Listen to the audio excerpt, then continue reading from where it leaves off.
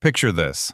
It is a humid morning in early June, and you are walking out to your garden with your coffee. You head straight for the perennial beds, the spots where you planted the asparagus, the rhubarb, and the sorrel. These are the plants that are supposed to be the easy ones, the ones that come back year after year without you having to start seeds under lights or till the soil. You invested the time and the money to establish them, trusting that they would be a reliable source of food for your family. But as you get closer, that familiar feeling of dread starts to creep in. You look down at the broad, beautiful leaves of your rhubarb, and you see they look like Swiss cheese. Something has been chewing through them all night. You gently lift the delicate ferns of your asparagus, and you find clusters of tiny green aphids sucking the life out of the stems. Then you look at the lower leaves of your Jerusalem artichokes, and you spot that powdery white mildew spreading like a slow-moving cloud. It is exhausting. It makes you feel like you are fighting a losing battle against nature itself. You probably did exactly what you were supposed to do. You went to the garden center and bought the expensive organic insecticidal soap. You sprinkled the chemical slug pellets that you feel slightly guilty about using around your kids and your pets. You spent your precious weekend hours meticulously inspecting the undersides of leaves, trying to squash the invaders one by one. And yet, a week later, they are back. It feels heavy. It feels like this off-grid, self-reliant dream you have is just a constant, expensive war of attrition. I want you to stop right there and take a deep breath. I want you to know that you didn't fail. Your instincts are not wrong. The modern gardening model failed you. For the last 100 years, we have been sold a lie that a garden is a sterile environment that must be aggressively managed with products. We have been taught to look at our plants as helpless victims that constantly need us to rescue them with a plastic spray bottle. We are trapped in a cycle of treating symptoms while ignoring the actual system. Think about the absurdity of it for a second. We are told that to grow a simple vegetable, we need a chemical supply chain that relies on factories, shipping, and constant purchasing. But how did humanity survive before the chemical companies existed? How did a medieval European peasant, living 600 years ago, manage to feed their family from a perennial garden without ever walking into a hardware store? They did not have insecticidal soap. They did not have synthetic fungicides, and yet their gardens thrived for generations. The truth is that they understood something that has been deliberately erased from our modern gardening culture. They understood that pest control is not an event, it is an environment. They had a system of protective layers that cost absolutely nothing to create. The reason you have never heard of these specific combinations is honestly frustrating. It works too well. It relies entirely on things you already have lying around your homestead, and it is impossible for a corporation to patent and sell back to you. So let us bypass the garden center entirely and look at what actually works. Let us rebuild the medieval defense system in your backyard. We are going to turn your vulnerable perennial beds into a fortress, and we are going to do it using literal waste. The first layer of defense does not start on the leaves of the plant. It starts on the ground. When you leave the soil bare around your perennials, you are rolling out a red carpet for every pest and disease spore in the area. Bare dirt is a wound in the earth. In nature, soil is never exposed. It is always covered by fallen leaves, decaying grass, or a dense mat of roots. When rain hits bare soil, it acts like a tiny bomb, splashing dirt and the dormant fungal spores resting in it straight up onto the lower leaves of your plants. That is exactly how your plants are getting that powdery mildew. The peasants knew that to protect the plant, you have to armor the soil. You need a thick, heavy layer of organic mulch. We are not talking about a polite little sprinkling of expensive dyed wood chips. We are talking about a serious, functional layer of straw or dried grass clippings. You want to lay this down 3 to 4 inches thick around the base of your rhubarb, your asparagus, and your artichokes. When you do this, you completely change the architecture of the bed. First, you create a physical barrier. Rain no longer splashes dirt onto the leaves. The fungal spores are trapped beneath the straw, unable to reach the plant. Second, you lock in the moisture so the plant never experiences the drought stress that makes it send out chemical distress signals to pests. A stressed plant actually changes its scent, telling every aphid in the neighborhood that it is weak and ready to be eaten.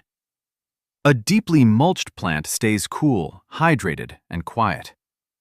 But the straw is just the foundation. Now we have to build the wall. Let us talk about the #1 enemy of the damp European garden, and probably your garden too, the slug. Slugs and snails are relentless. They feed at night when you are asleep, and they can strip a young sorrel plant to the veins in a matter of hours. The modern solution is to buy a plastic jug of toxic bait. The medieval solution requires you to simply clean out your wood stove or your fire pit. Wood ash is one of the most powerful, misunderstood materials you can generate on your property. It is pure mineral wealth, left over from the fire. But for a slug, it is an absolute nightmare. A slug travels on a layer of slime, a mucous membrane that requires constant moisture to function. When a slug encounters wood ash, two things happen immediately. First, the ash acts like microscopic shards of glass. It is incredibly abrasive to their soft, unprotected bodies. Second, wood ash is a powerful desiccant. It aggressively absorbs moisture.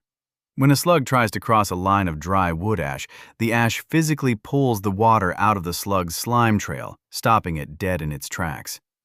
It is a physical and chemical barrier that they simply cannot cross. So you take a handful of completely cooled, dry wood ash, and you create a continuous, unbroken ring around the base of your vulnerable plants. You want to apply this ring about 1 inch wide and maybe ½ inch deep, keeping it a few inches away from the actual stem of the plant. You do not need to bury the whole bed in it. You are just drawing a line in the sand. Every time a slug crawls out of the damp grass and heads for your rhubarb, it hits that line of ash and turns around. It costs you nothing. It adds valuable potassium and calcium back into the soil when it eventually washes in, and it solves the problem overnight. You only need to reapply this thin ring after a heavy washing rain. It is a 5-minute chore that replaces hours of nighttime slug hunting. But what about the threats that come from above? What about the aphids, the whiteflies, and the caterpillars that don't care about a line of ash on the ground? For those, we need to manipulate the air. We need to use biological warfare, medieval style. Insects do not see the world the way you and I do. They experience the world primarily through scent. An aphid riding the wind is sniffing the air, looking for the specific, sweet chemical signature of your asparagus ferns or your tender artichoke leaves. If they smell it, they land, they multiply, and they take over. We are going to cloak your perennials by overwhelming the insect's sensory receptors. We are going to use the allium family. Garlic and onions are not just food. They are botanical sentinels. They contain high levels of sulfur compounds, the same things that make you cry when you chop them in the kitchen. To a soft-bodied insect, that sulfur scent is incredibly caustic. It is blinding. It smells like danger and toxicity. 600 years ago, peasants didn't plant their gardens in neat, separate little squares like we do. They practiced polyculture. They wove their plants together.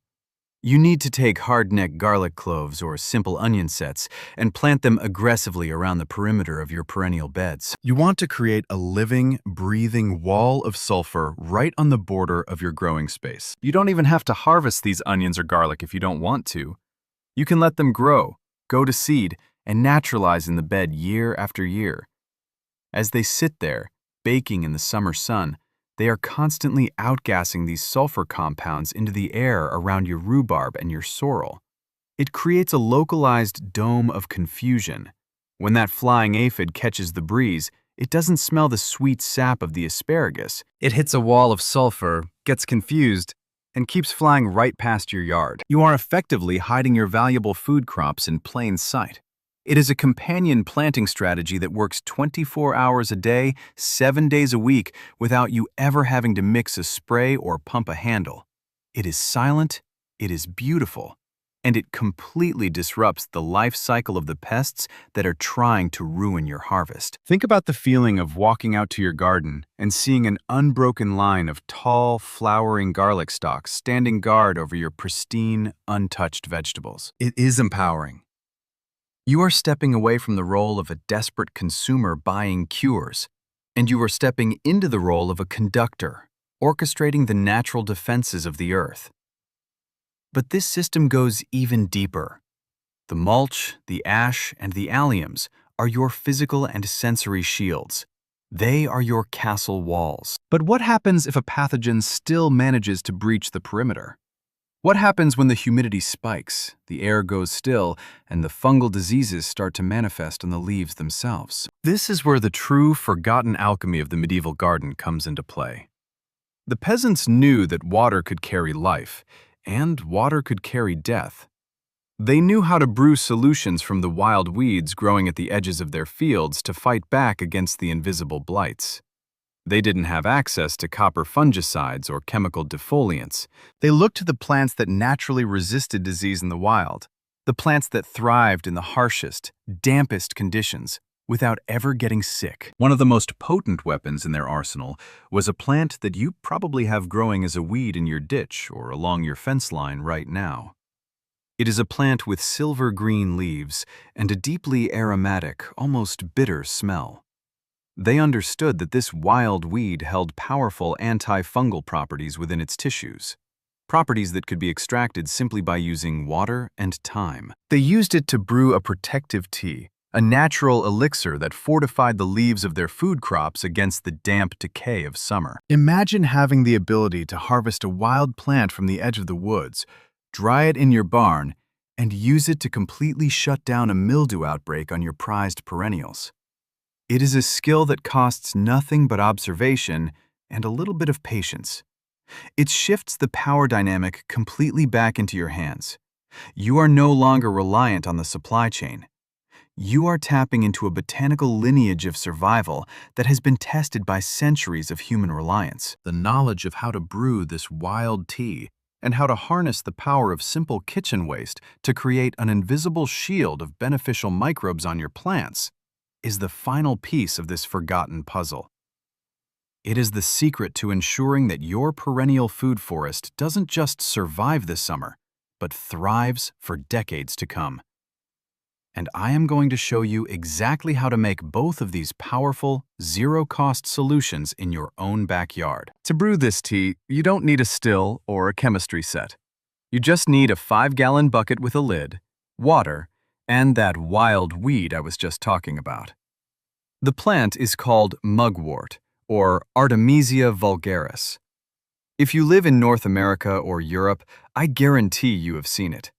It grows in disturbed soil, along the edges of driveways, in empty lots, and probably somewhere on the perimeter of your own property. It is incredibly common, and it is usually ignored. But its leaves are packed with potent antifungal and antibacterial compounds that protect it from the exact same diseases that decimate your garden. You want to harvest a good armful of the leafy stems, roughly enough to loosely fill half of your bucket. You don't need the roots, just the green growth. Chop it up roughly with a pair of clippers to expose as much surface area as possible and drop it into the bucket. Now, fill the bucket to the brim with water. Rainwater is best because it doesn't contain the chlorine found in municipal tap water, which can inhibit the extraction process. If you have to use tap water, let it sit in the open bucket in the sun for 24 hours first so the chlorine can off-gas. Once the bucket is full, put the lid on loosely. You don't want to seal it airtight. You just want to keep the mosquitoes out and the sunlight off the water. Now, you wait. This is a cold infusion, and it relies on time rather than heat. Let that bucket sit in a shaded spot for at least a week, ideally 2. You are letting the water slowly draw out the botanical defenses of the mugwort. When you finally open that lid, it is not going to smell like a bouquet of roses. It is going to smell strong, medicinal, and slightly fermented. That means it is working. You have just created a potent, concentrated botanical fungicide that cost you absolutely nothing. But you don't want to spray this concentrate directly onto your delicate sorrel or asparagus leaves. It is too strong. You need to dilute it. Strain the liquid through a piece of old cloth or a fine mesh sieve to remove the plant material, which you can throw right onto your compost pile. Take 1 part of your dark mugwort tea and mix it with 10 parts of clean water in your garden sprayer. Now you have a gentle, effective shield. When the forecast calls for a week of high humidity, or when you see the very first speck of powdery mildew on a lower leaf, you go out in the early morning or late evening, never in the heat of the midday sun, and you mist the leaves of your susceptible perennials. You want to coat the tops and, crucially, the undersides of the leaves where the fungal spores like to hide. The active compounds in the mugwort tea create an inhospitable environment on the surface of the leaf. It physically changes the pH and the chemical makeup of the leaf surface, making it impossible for the fungal spores to germinate and take hold. You are effectively vaccinating your plants using the wild intelligence of the weeds that grow right next to them. But the medieval garden defense system didn't stop at just fighting off disease. They understood that the best defense is a strong, vibrant offense. They knew that a plant covered in beneficial life was far less likely to succumb to pathogenic life. They understood the concept of the microbiome centuries before we had microscopes to prove it. And their method for cultivating this beneficial life is something you probably pour down your kitchen sink every single week. Let's talk about rice water. Specifically, fermented rice water. It sounds incredibly basic, but it is one of the most powerful biological inoculants you can easily create at home. When you wash a pot of rice before cooking it, that cloudy water is full of complex carbohydrates, starches, and trace minerals. It is the perfect food source for a specific group of incredibly beneficial microbes called lactic acid bacteria, or LAB. These are the same bacteria that turn cabbage into sauerkraut and milk into yogurt. And they are absolute warriors when it comes to defending your garden. When you introduce a dense population of lactic acid bacteria onto the leaves and soil of your perennial beds, they act like a microscopic occupying army. They consume the available food sources on the leaf surface, leaving nothing for the pathogenic fungi or bad bacteria to eat. They also produce natural antibiotics and organic acids that actively suppress the growth of diseases. They outcompete and overpower the bad guys simply by existing in massive numbers. And making this inoculant is ridiculously easy. Next time you make rice, save that cloudy first wash water in a clean glass jar. Fill the jar about halfway, leaving plenty of room for air. Cover the top of the jar with a paper towel or a piece of cloth secured with a rubber band so it can breathe, and set it on your kitchen counter out of direct sunlight. Over the next 3 to 5 days, depending on how warm your kitchen is, you will notice the water separating. A slightly sour, sweet smell will develop, very similar to rising bread dough. That is the smell of the lactic acid bacteria waking up and multiplying. Once it has that distinct, pleasant, sour smell, the first stage is done. You have captured the wild LAB from the air and fed them the rice starches. But we need to stabilize and multiply them even further to make them truly effective in the garden. For this, you need milk. Any kind of milk will work. Raw, pasteurized, even powdered milk reconstituted with water. You want to take 1 part of your fermented rice water and add it to 10 parts of milk in a larger container. Again, cover it with a breathable cloth and let it sit at room temperature. Over the next week, something fascinating happens. The lactic acid bacteria explode in population, feeding on the lactose in the milk. As they do, they separate the milk into 2 distinct layers. On top, you will have a thick, floating layer of curds, the solid fats and proteins. You can scoop this off and feed it to your chickens or compost it. But underneath those curds is a clear, yellowish liquid. That liquid is the gold. That is your purified, concentrated lactic acid bacteria serum. It is alive. It is incredibly potent. And it is ready to go to work in your garden. This serum is shelf-stable in the refrigerator for months, so you can make a batch in the spring and use it all season long. To use it, you dilute it heavily. You only need about 2 tablespoons of the serum mixed into a gallon of clean, unchlorinated water. You take that diluted mixture and you spray it everywhere. Drench the heavy straw mulch around your rhubarb, mist the leaves of your artichokes, spray the stems of your asparagus. You are introducing billions of beneficial soldiers into your garden ecosystem. When you combine this invisible biological shield with the sensory confusion of the garlic and onion border, the physical barrier of the wood ash ring, and the protective blanket of the thick straw mulch, you have created something truly remarkable. You have built a resilient, self-sustaining system that requires almost zero intervention from you once it is established. You have stepped out of the cycle of buying products to treat symptoms, and you have stepped into the role of a steward, facilitating the natural balance of your own backyard. Think about what this means for your life and your homestead. It means no more panic trips to the hardware store when you spot an aphid. It means no more toxic chemicals near the food your children eat. It means your perennial vegetables will return year after year, stronger and more productive, because they are growing in an environment that actively supports their health rather than constantly battling against it. It is a return to a way of growing food that relies on observation, patience, and the profound wisdom of the natural world. I want you to try this. Don't try to overhaul your entire property at once. Pick one perennial bed this weekend. Gather up some dry leaves or grass clippings for the mulch. Clean out the fire pit for the ash. Plant a few cloves of garlic around the edges. Start saving your rice water. Commit to just one season of managing that single bed using these forgotten medieval methods. Watch how the plants respond. Notice how the soil feels under the mulch. See how the pest pressure drops away as the system balances itself. Once you see the results with your own eyes, you will understand the freedom this knowledge brings. You will realize that you possess everything you need to grow abundant, healthy food right now, without relying on anyone else. You will look at your garden not as a chore, but as a living, breathing testament to your own independence. The old ways are not lost.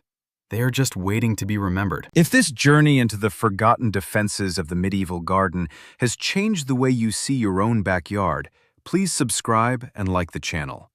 We are dedicated to uncovering the practical survival wisdom that they tried to bury. Let's grow a truly resilient future together. The next piece of the forgotten puzzle will be revealed soon.